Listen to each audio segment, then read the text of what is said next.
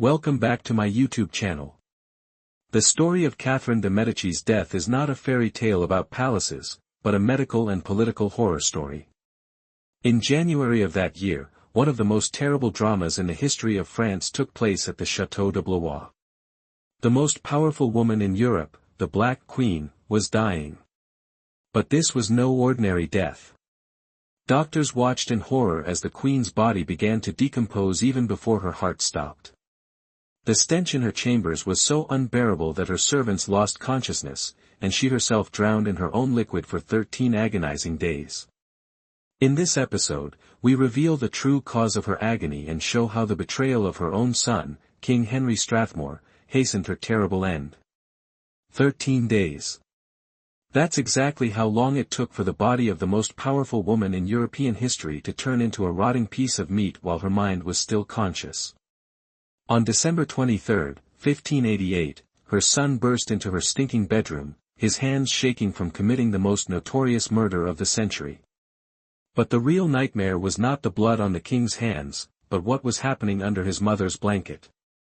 Queen Catherine de Medici, who had survived 8 religious wars, poisonings, and intrigues, was now drowning in her own fluids as her lungs literally decomposed inside her chest.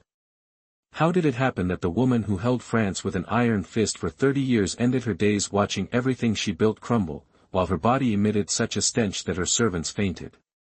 In this video, you'll learn the anatomy of a dynasty's fall through the lens of one painful, messy, and incredibly cruel death, to truly understand the depths of the abyss into which Catherine de Medici fell in her final days.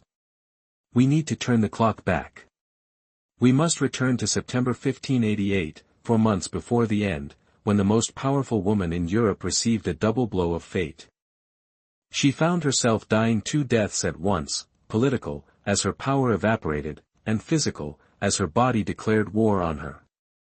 And these 2 deaths started a mad race. Which of them will destroy the Black Queen first?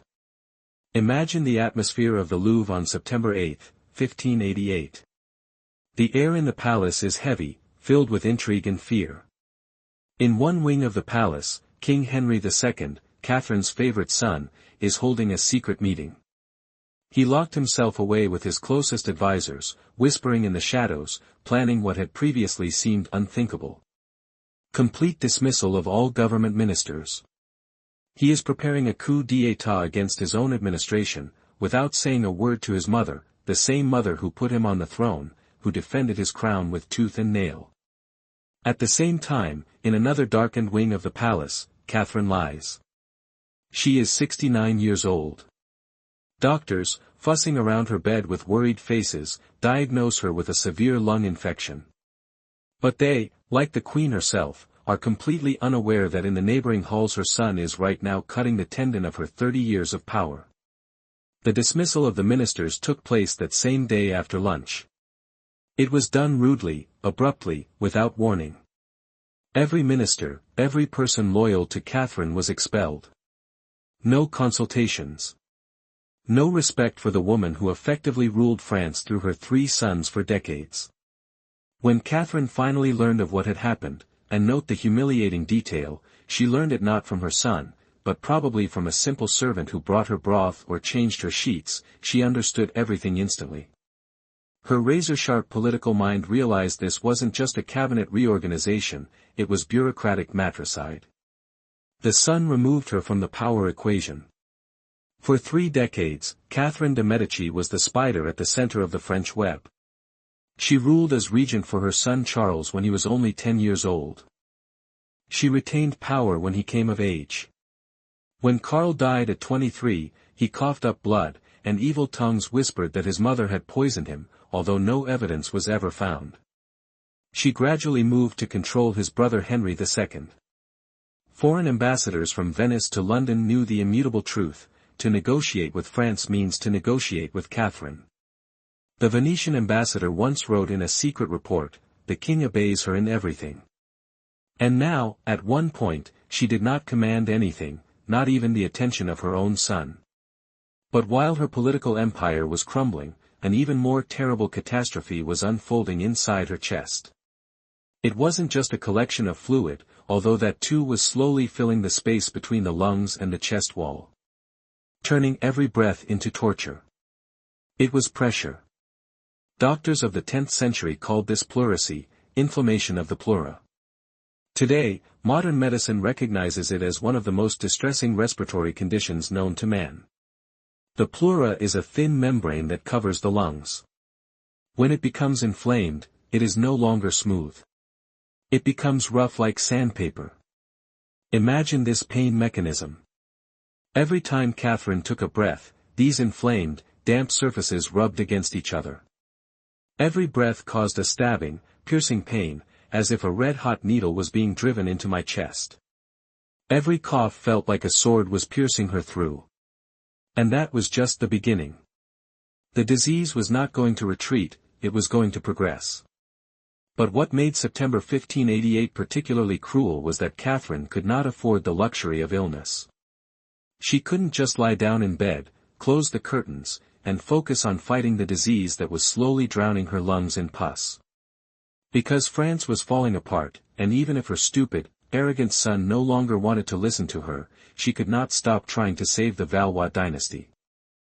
To understand Catherine's despair, one must understand the mathematics of power at that time. By the end of 1588, the Catholic League, led by the charismatic and brutal Henry, Duke of Decay, had become more powerful than the crown itself. This was not an exaggeration of historians. It was a fact. The League controlled Paris. The League controlled most of northern France. And what's most terrible is that the League had the complete fanatical loyalty of the Catholic majority of the population. King Henry II, on the other hand, controlled almost nothing. The Duke, where Guise was everything that Henry II was not, where the king was known for his effeminacy, his indecisiveness, his love of small dogs and his minions, the young favorites on whom he spent the treasury. There, Guise was the embodiment of masculinity and commanding will. Where Henry was despised and ridiculed in pamphlets, Guise was adored. Parisians called him the King of Paris. Some already openly called him simply the King. This humiliation reached its climax in May 1588. During the event that history remembered as the Day of the Barricades, Guise entered Paris against the direct orders of the king. It was an act of open defiance. When Henry, in panic, tried to bring in Swiss mercenaries to arrest the Duke, the entire city revolted. Paris has become a fortress. Barricades sprang up on every street within hours. The king's soldiers were surrounded, disarmed, and some killed by the crowd. Henry II, God's anointed, had to flee his own capital like a thief disguised as a servant, trembling with fear, while Duke d'Aigues restored order to the city with a simple wave of his hand. Catherine spent the entire summer trying to negotiate between the two men. Even when fluid began to accumulate in her lungs, even when the stabbing pains became unbearable, she got into the carriage. The jolting of the medieval roads must have been hellish, causing her inflamed pleura to rub against each other with every bump. But she traveled back and forth, meeting with Guise, pleading with her son, trying to find some kind of compromise that would prevent the complete collapse of royal power. She used the remnants of her influence, her intelligence, her legendary cunning. But by September, when her body began to fail and her son finally closed the doors of power to her, she could only watch. She watched as Henry made one humiliating concession after another. In July he signed the Edict of Union. It was a capitulation. He agreed to all the League's demands. He vowed never to allow a Protestant heir. He gave the Gizami huge pensions, lands and government positions. He made the Duke of Guise Lieutenant General of France, in effect the supreme commander of the kingdom. He gave the keys to the army to the enemy, but none of this was enough. The League wanted more, fanatics always want more. And Catherine, suffocating in her bed, understood what her son did not. The beast cannot be fed, it can only be destroyed, but the king no longer had teeth to bite. Friends, if this level of historical immersion gives you goosebumps and you want us to continue uncovering the darkest secrets of the past, hit the hi-fly button below this video right now. Support the madness of this story with your like. And we will continue to dig deeper. By October, Catherine's breathing was not just labored, it became audible. Witnesses who visited her chambers described a wet, rattling sound that accompanied each of her breaths. It was the sound of death rising in the throat. The fluid accumulating in her pleural cavity was compressing her lungs, reducing their volume bit by bit, millimeter by millimeter. Try to imagine it physically. Imagine trying to breathe while someone heavy is sitting on your chest. Now imagine that every day this person becomes heavier, and there is less air in the room. This is called air hunger, a state of panic and suffocation that does not stop for a second. And yet, despite this torture, she forced herself to go to the Château de Blois for the opening of the Estates General. October 16. This gathering of representatives of the three estates, clergy, nobility, and commoners, was supposed to be a chance for Henry II to regain control of the country. Catherine hoped that tradition and respect for the crown would outweigh the League's fanaticism. Instead, the Estates General became the arena of his absolute and final humiliation. The Catholic League dominated all three estates. When Henry entered the Great Hall for the opening ceremony, the atmosphere was icy. The representatives barely spared him a glance. Half-hearted bows, silence, whispers of contempt. But then the Duke of Guise entered the hall. And at that moment something happened that broke Catherine's heart more than any illness. The entire hall, the entire assembly, burst into applause. Shouts of "Long live Guise!" Applause. Tears, adoration. The king sat on his throne, gripping the armrests with white knuckles, and was forced to watch as his subjects hailed another man as their true leader. Catherine also observed this. She was too weak to be present in the hall, but her chambers were nearby. She could hear the roar of the crowd through the open window. Every cry in honor of Guise was another nail in the coffin of the Valois dynasty. The dynasty she spent her entire life protecting, poisoning, killing, and bargaining for. The deputies immediately began to undermine royal authority with systematic brutality. They demanded that the king confirm all his humiliating concessions. They proposed reforms that would turn Henry into a constitutional monarch. An unthinkable insult to the absolutism of that time. They wanted to deprive him of the right to impose taxes, declare war, and even appoint his own ministers without their approval. The Third Estate, representing the people, went even further. They refused to pay any new taxes for the war against the Huguenots, leaving the crown effectively bankrupt. The king was a beggar in his own castle, and every day brought new slaps. Guise walked around the Château de Blois as if he already owned it. He occupied rooms larger than those of the king. He kept the yard. Foreign ambassadors, seeing which way the wind was blowing, would first visit Giza, and then, if they bothered at all, would go to the king. Catherine, bedridden, her lungs slowly filling with foul-smelling fluid, could do nothing but listen to reports of each new disgrace. Her ladies-in-waiting later reported with tears in their eyes that the Queen Mother sometimes tried to sit up in bed, gasping for air, blue with the effort, just to dictate a letter. She was still trying to negotiate. She was still trying to find some way, some path through this minefield that would lead to complete disaster. She must have known it was hopeless. A woman who lived through 8 civil wars, who, it was whispered, orchestrated the St. Bartholomew's Day massacre, killing thousands of people with a single order, who played Catholics against Huguenots for 30 years like pieces on a chessboard, she knew how to read the political weather. The best in Europe, and she saw a hurricane coming. The only question was in what form it would collapse. By mid-December, Catherine's condition had worsened catastrophically. Pleurisy has progressed to a purulent stage called empyema. The fluid in her lungs became infected. Now she couldn't lie still. If she lowered her head, she began to drown. She had to sleep propped up by a mountain of pillows, fighting for every breath. The fever came and went in waves, sometimes rising so high that the queen became delirious. In those hours of madness, she muttered about old secrets, old crimes, regrets that had haunted her for decades. But she was fully conscious on December 22 when her son Henry II came to see her. Looked terrible. In the sunken eyes, a nervous tick on the face. The speech is too fast and confused.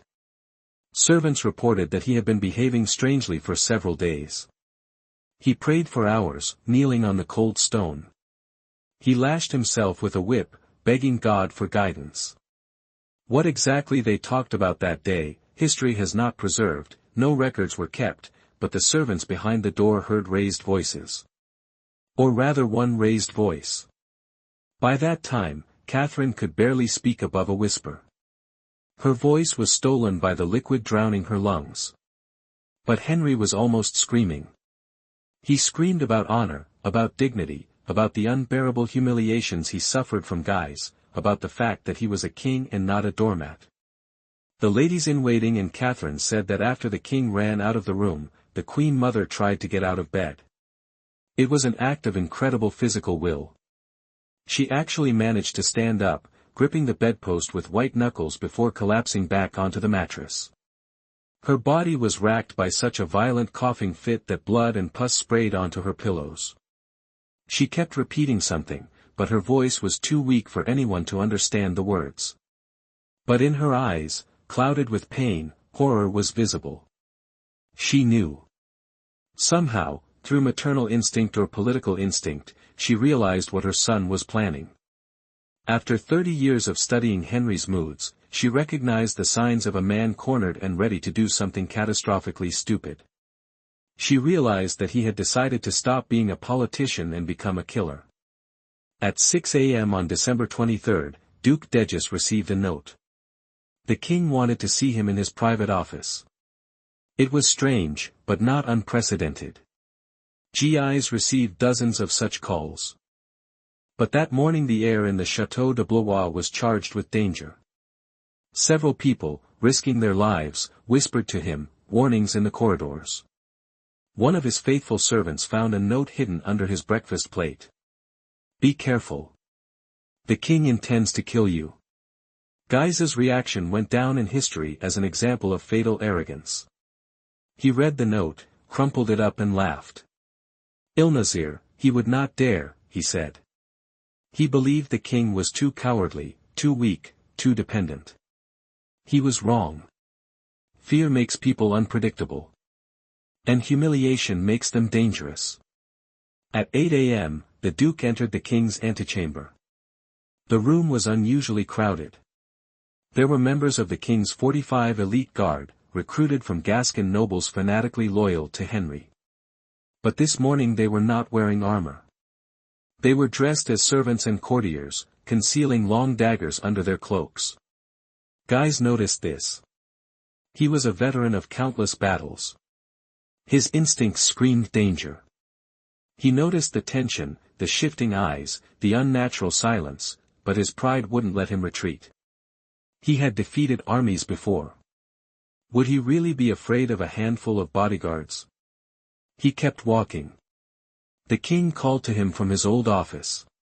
And as soon as Guise crossed the threshold of the corridor, the trap slammed shut. The king shouted, "My tenant. Now." The servants drew their daggers. Duke Degis was a giant, a man of enormous physical strength. Even taken by surprise, even in the minority, he fought. He grabbed one attacker by the beard and threw the other against the wall. He shouted, "Treason." But there were too many of them. The daggers found their targets one after another, in the back, in the chest, in the throat. Blood spurted out like a fountain, drenching the walls, furniture, and carpets. He fought until his body was reduced to a sieve, and finally collapsed at the very foot of the king's bed. Only when silence had returned to the room, broken only by the hoarse breathing of the assassins, did Henry II emerge from his hiding place. The King of France, God's anointed, hid behind a portiere while his guards slaughtered his enemy. He approached the body of the man who had humiliated him for years. He looked at the bloody corpse and, according to legend, kicked it with his foot, uttering a phrase that radiates a grave chill, "God, how big he is. He seems even bigger dead than alive." Then, still in a state of adrenaline frenzy with blood stains on his clothes, he hurried down to his mother's room to tell her the good news. Catherine was taking her morning medicine when the door swung open. Some historians claim that she heard the sounds of a struggle on the floor above, the crash of falling furniture, screams, the stamping of boots. Others say she knew nothing until Henry appeared at her door. His eyes were wild. He spoke quickly, incoherently, almost hysterically. "Madam," he said, "I am now the only king of France. I have killed the king of Paris." Catherine's reaction, even through the fog of illness and pain, was instantaneous and surgically precise. She didn't cry, she didn't scream in horror. She didn't ask why. Her mind, tempered by 30 years of political chess, immediately jumped to the consequences. She looked at her son with her clouded eyes and whispered 8 words that became a death sentence. "You have cut it out well, my son, but now you must sew it back together." Think about these words. She used Portnoy's metaphor. You cut the fabric of France by killing its most popular leader. Now try to sew these rags back together before the country bleeds. She knew what Henry, in his euphoria, did not understand. You can't kill an idea with a dagger. Duke d'Aigues was not just a man, he was a symbol, an idol, a champion of Catholic France. His death would not have destroyed the Catholic League. She would turn it into an army of martyrs thirsting for a place. "God willing, you won't become the king of anything," she croaked. And then she closed her eyes, realizing that her last days on earth would be spent watching her prophecy come true at a terrifying rate. Catherine's prophecy began to come true not in years or even months, but in a matter of hours. The news of the murder of the Duke of Decay spread through the castle of Blois like the plague.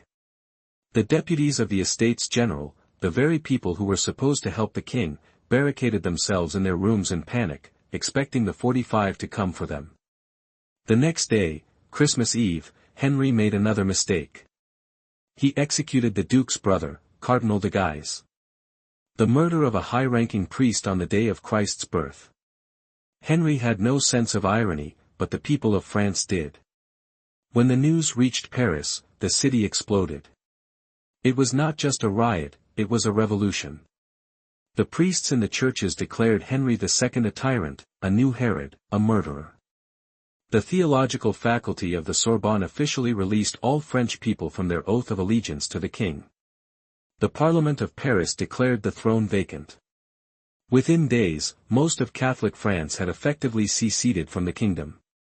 Catherine, lying in her stinking bed, listened to reports of this collapse. Every city that declared rebellion, Toulouse, Orléans, Mienne, was a blow to her weakening heart. The shock of the murder and the political incite destruction of her body. The disease has entered its final, most disgusting stage. What started as pleurisy turned into empyema of the pleura. The fluid that had accumulated around her lungs became infected with bacteria. In the 10th century there were no antibiotics, no sterile drains. Her body turned into a closed vessel in which active rotting was taking place. Contemporaries who visited her room during these days described a smell that was impossible to forget. It wasn't just the smell of a sick person, it was the smell of a corpse that was somehow still breathing.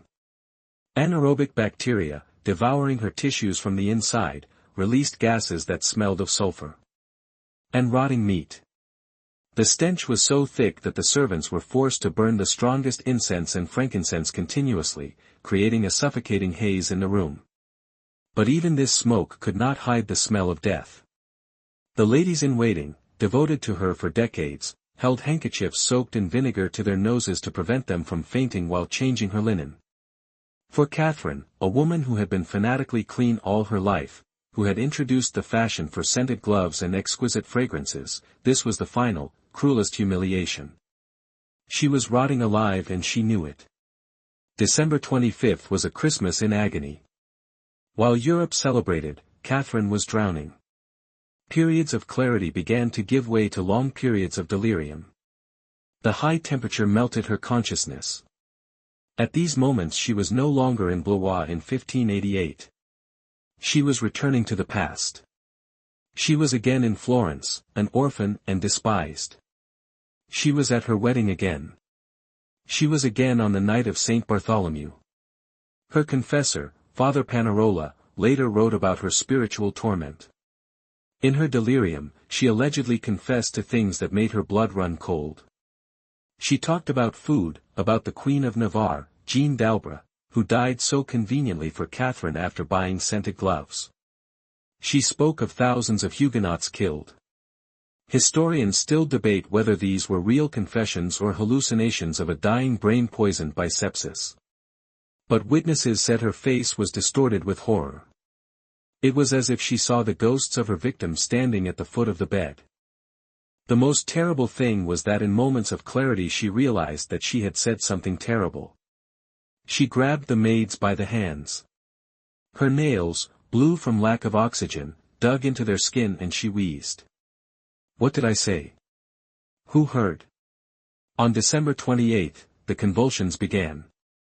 It was a sign that her brain was starting to die. Hypoxia, oxygen starvation, killed neurons. Her body arched on the bed, her muscles cramping. She scratched the sheet.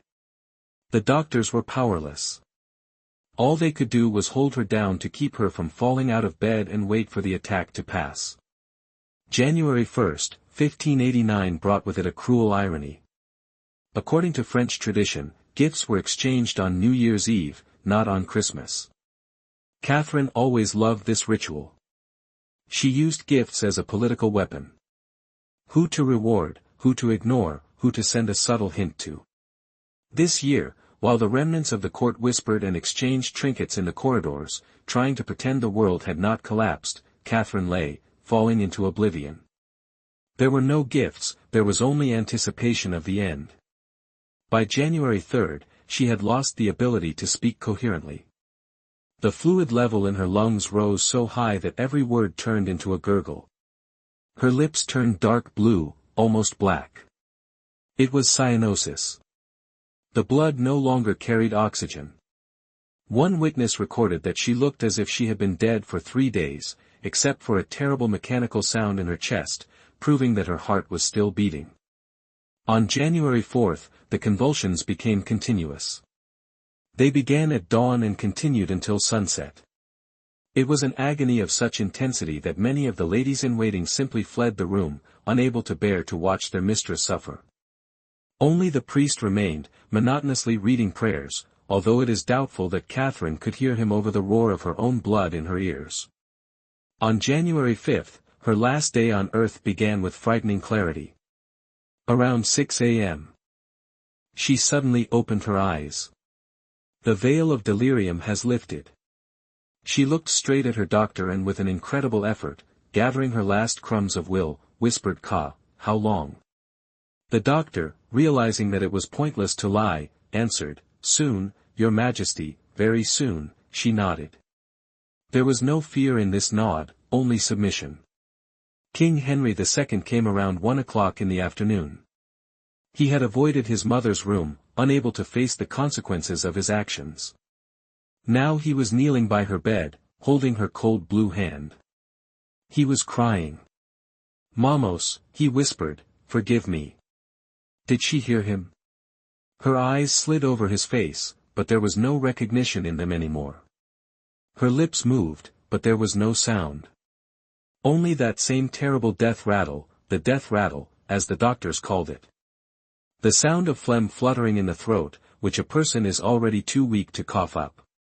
Henry passed away through a broken hour. Catherine was left to die. At 2 p.m., her breathing pattern changed. Long pauses began. Inhale, silence. 10 seconds, 20 seconds, exhale.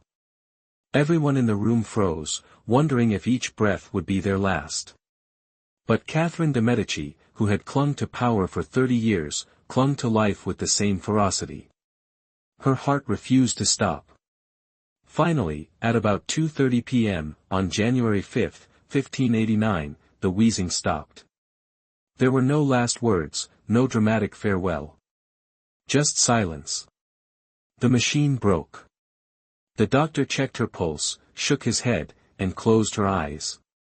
Catherine de Medici, the Queen Mother, died at the age of 69, having spent the last 13 days watching her empire turn to ashes. Friends, if this story has made you rethink the price of power, be sure to subscribe to the channel right now. Click the bell so you don't miss the next ones. Investigation, and write in the comments what you think. Was Catherine de Medici a monster who deserved such a death, or was she simply a mother trying to save her family in an impossible world? I will read and respond to your most interesting theories. Catherine de Medici died, but the story of her body was just beginning, and this story was as grotesque as her last days. According to royal protocol, the body had to be prepared for burial. The autopsy and embalming were performed by the same doctors who treated her. What they found inside shocked even them. The embalmer's report dryly noted that the queen's left lung was completely destroyed, turned into a shapeless mass of pus and necrotic tissue. The right lung was in critical condition. The internal organs showed signs of extensive sepsis.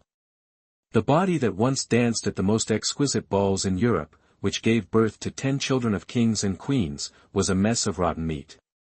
The embalming process was a nightmare. Due to advanced decomposition, the tissues disintegrated under the surgeon's knives. The body was stuffed with aromatic herbs and spices, but even this barely helped. The next problem arose: where to bury her. The traditional burial place of the French kings was in the Abbey of Saint-Denis near Paris. But Paris was in a state of open war against the king. Taking the body of the Queen Mother there would have been suicide. The crowd would simply tear up the cart and desecrate the corpse. So the most powerful woman of the century was hastily, almost secretly, buried in the church of Saint-Denis in Blois.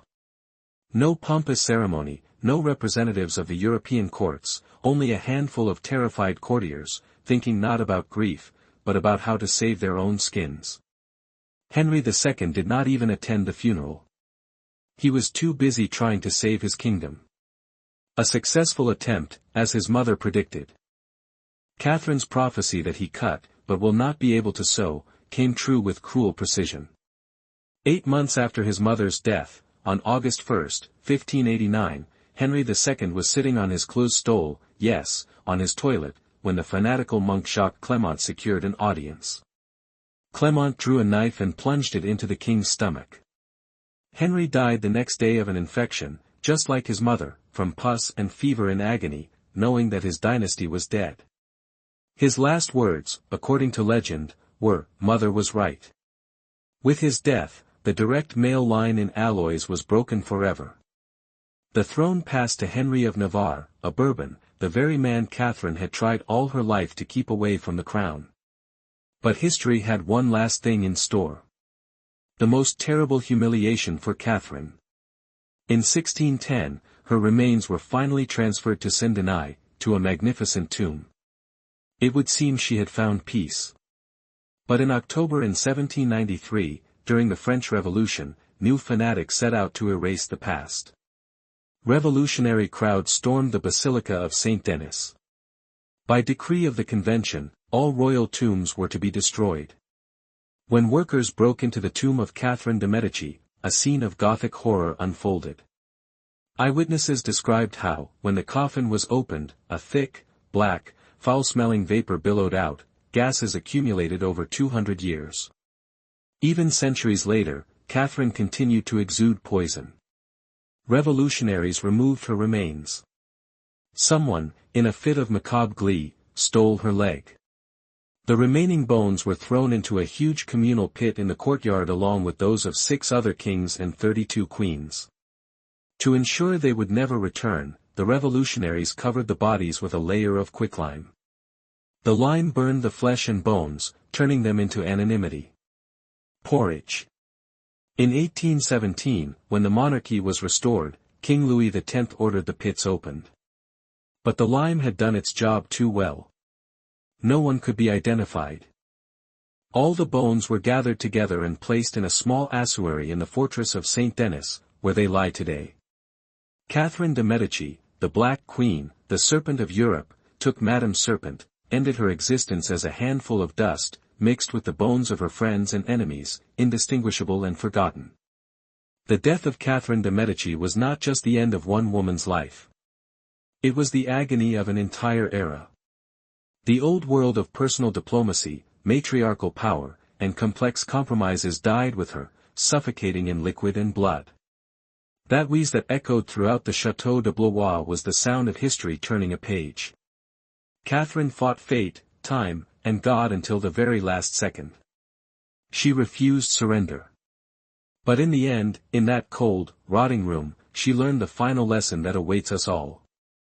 Queens rot just like beggars, and neither armies, nor intrigues, nor a crown can save them from death.